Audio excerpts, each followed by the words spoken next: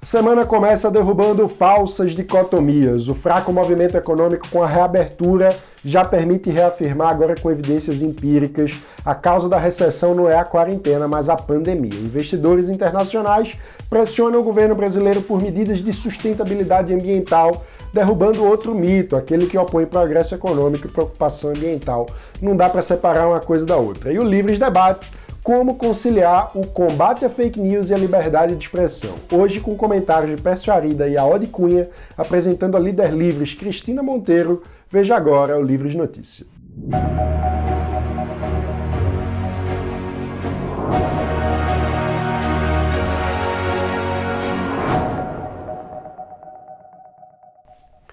Mesmo após o início de reabertura da economia, empresários relatam vendas médias 90% abaixo da média anterior à pandemia. A informação foi publicada em reportagem do jornal Estado de São Paulo nesse domingo. Mesmo com as portas abertas ao público há um mês, os shoppings de São Paulo seguem com corredores vazios e poucos clientes. É triste, porque isso significa basicamente uma economia em recessão. Provavelmente por mais algum tempo as empresas vão continuar quebrando, o desemprego vai aumentar e as dificuldades vão seguir em todo o país. Essa é uma crise realmente muito particular e infelizmente nós não tivemos muito sucesso na tentativa de diminuir o problema.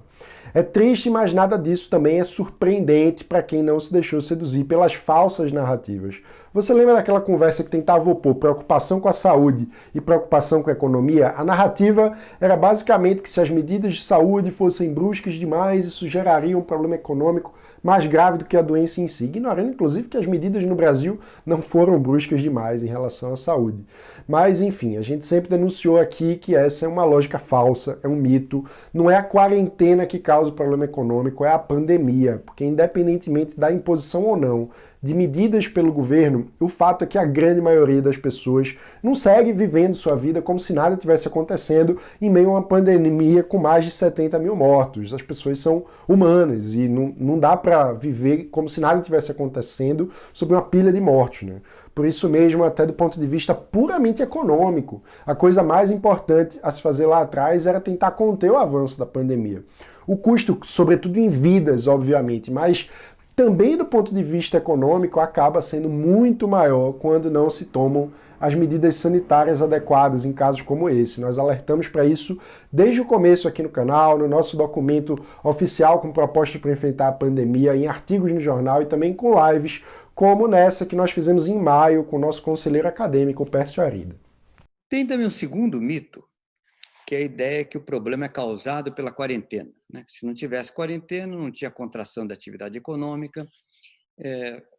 Tem um estudo interessante que acabou de sair comparando Suécia e Dinamarca. Comparação interessante, que são dois países nórdicos, história similar, estrutura de renda, IDHs altíssimos, estrutura de renda similar, mas que tiveram duas abordagens diferentes.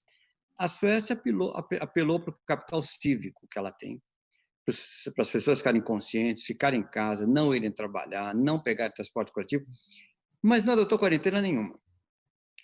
A Dinamarca adotou uma quarentena dura, né? Quase que um lockdown. A diferença de quarentena para lockdown é quando se usa força policial para impedir as pessoas circularem. O Brasil nunca fez um lockdown como fez a Itália ou França, né? O Brasil tem uma quarentena leve, né? Todo mundo reclama, mas comparativamente é uma restrição branda comparada de outros países. Os dois países, então, Suécia e Dinamarca, fizeram medidas muito diversas para enfrentar o problema. O que se observa é o seguinte: a diferença na queda do PIB foi surpreendentemente pequena. Claro que ele caiu mais na Dinamarca do que na Suécia, mas a diferença foi pequena.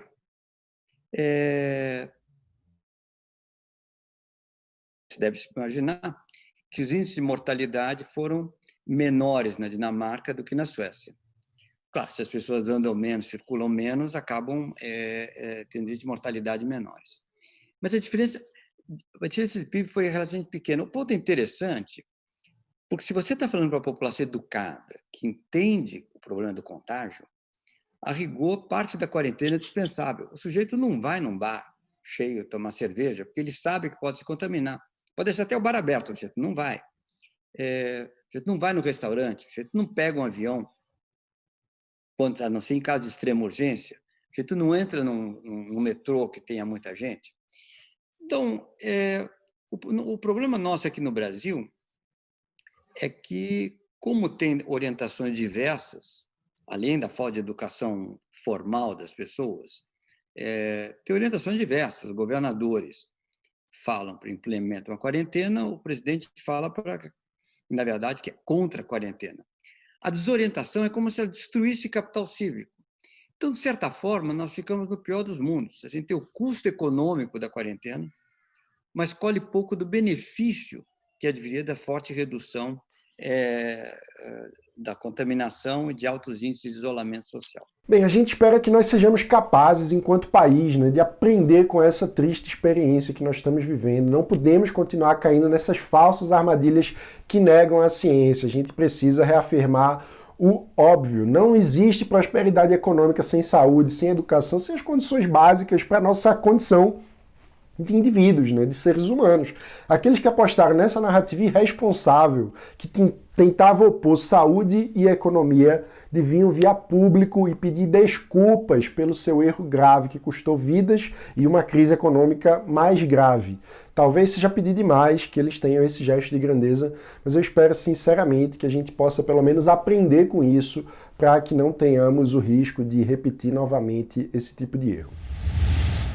Um grupo de 29 instituições financeiras internacionais enviou uma carta aberta a embaixadas brasileiras pedindo demonstrações de que nós estamos, como país, comprometidos em acabar com o desmatamento e adotar práticas sustentáveis. Juntos, esses investidores administram recursos no valor de 20 trilhões de reais. No texto, eles também demonstram preocupação com os relatos de desmanche das políticas ambientais de direitos humanos, além das agências de fiscalização ambiental no Brasil. Essa é mais uma notícia que alerta para outra falsa dicotomia entre prosperidade econômica e meio ambiente.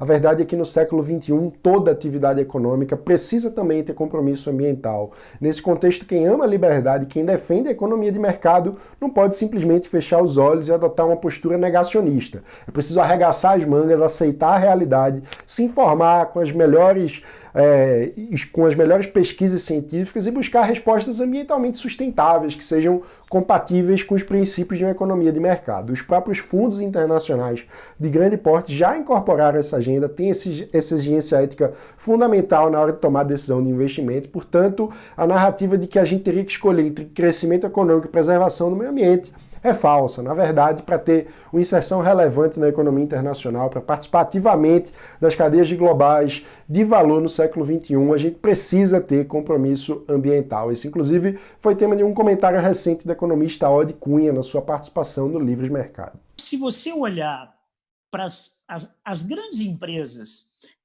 e aquelas que fazem negócios com o exterior, ou mesmo as que não fazem, mas que acessam o mercado de capitais, elas já estão tendo que, obrigatoriamente, fazer ajustes nessa direção. Porque o mercado está impondo isso. E não é só no tema ambiental, né? O tema ambiental ele é ainda certamente o mais forte e impactante para o Brasil, mas não só ele. O tema de diversidade, por exemplo, de respeito à diversidade, ele é muito relevante. E eu diria que isso se acelerou muito do ano passado para cá. Você teve momentos marcantes, né, como a carta do Larry Flynn, que é o principal gestor da BlackRock, que é um fundo de trilhões de dólares, e cada vez mais fundos de investimentos, bancos brasileiros, vão começar a colocar critérios, inclusive em concessão de empréstimos, de crédito mesmo para as empresas, para que as empresas tenham claramente definida quais são as suas políticas em relação a isso.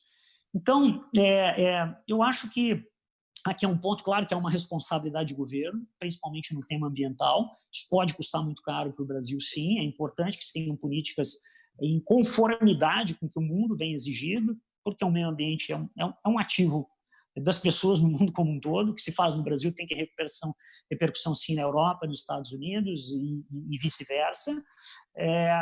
Mas eu diria que o mercado ele já está educando as empresas. Ele já está educando. Não vai ser mais possível para uma empresa hoje se posicionar simplesmente como uma empresa que maximiza lucro e não tenha qualquer tipo de preocupação com esses temas. Os seus clientes, e cada vez mais as futuras gerações não vão aceitar isso, né? É uma empresa, a gente estava falando de clientes lá no início, os clientes não tolerarão mais isso, os investidores não tolerarão. Quando você fala com uma geração eu frequentemente tenho que ter essas conversas, você fala principalmente com geração de investidores mais novos, as empresas que não cumprem essa responsabilidade, que não cumprem, não têm como, na sua estrutura de valores, respeito a esses temas, elas vão estar fora do mercado.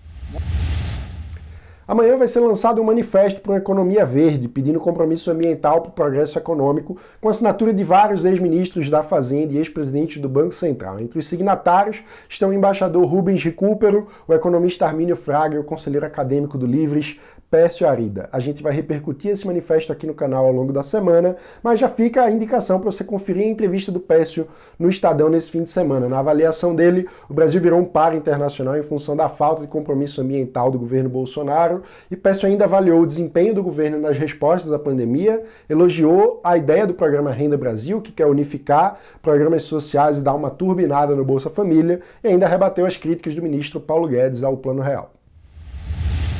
Na semana passada, a gente falou das medidas do Facebook contra a rede bolsonarista de fake news, trouxemos o alerta do jurista constitucionalista Gustavo Binemboim de que o gabinete do ódio, com uso de recursos públicos e privados não declarados no contexto da campanha eleitoral, podem levar à cassação da chapa de Bolsonaro pelo TSE, o que conduziria o Brasil para novas eleições. Hoje à noite, a gente vai debater esse tema, o combate à fake news e à liberdade de expressão no Brasil, analisando o projeto que tramita no Congresso, as respostas da sociedade civil e os caminhos concretos para a gente avançar em direção a um debate público que seja limpo e que garanta a liberdade de expressão. Para isso, estarei ao lado do jornalista Pedro Doria, do jurista Eduardo Catão e do filósofo Fabrício Pontin, tudo isso às 19 horas no Livres ao Vivo aqui no canal do Livres. Então, ativa o sininho para não perder as notificações, fica ligado que vai ser muito legal.